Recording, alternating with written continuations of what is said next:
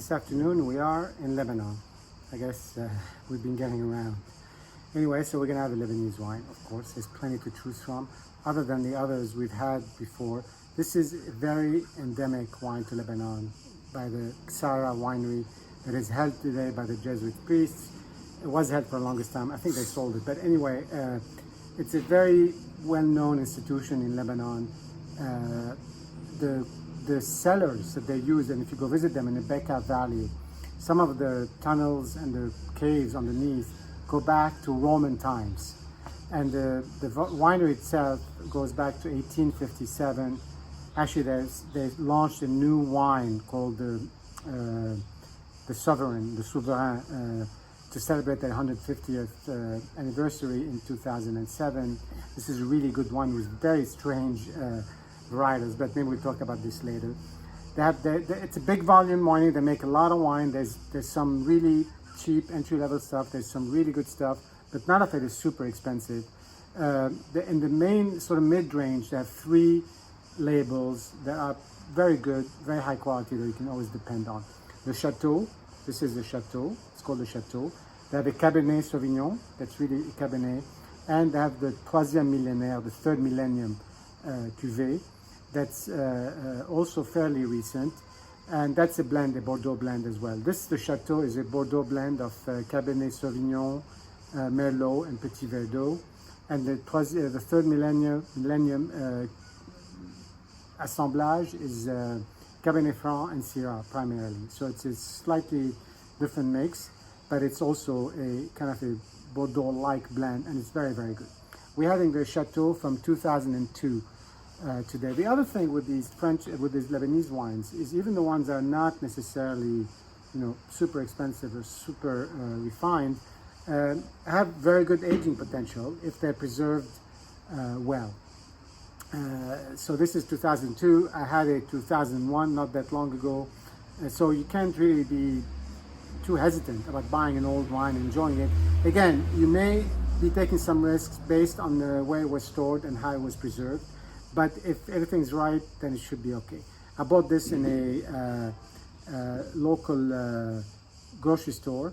I don't think it was stored in a particularly special situation. I've had it for lunch. It was pretty good. So I think that is something that did work out. It's 13.5% alcohol, and then the blend is 60% Cabernet, 30% Merlot, and 10% Petit Verdot. Let's see what it looks like. That color is somehow has a little bit of what they call the Lebanese color, which is on the older Lebanese wine. You see that with the Musar as well, which is kind of, brown, brick, light around the edges, deep in the middle, which, makes sense. And pretty clear, very light orange around the rim, very clear. And kind of also a little bit muddy.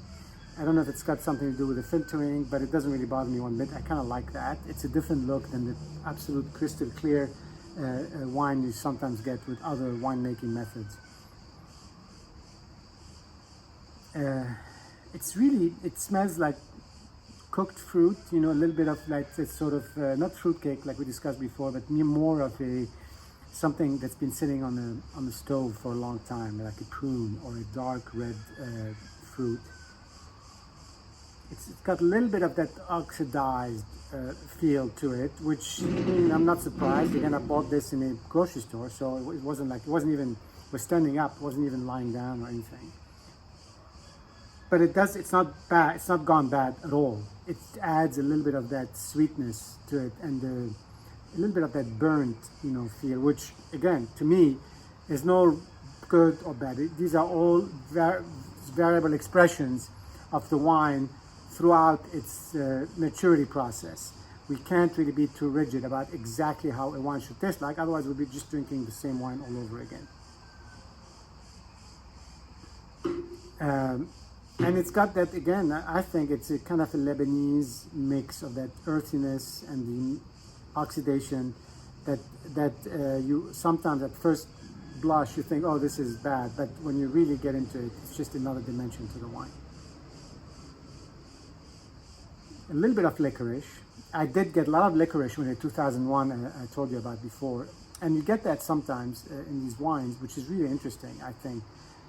There's a little bit of that here, but the burnt fruit is really predominant.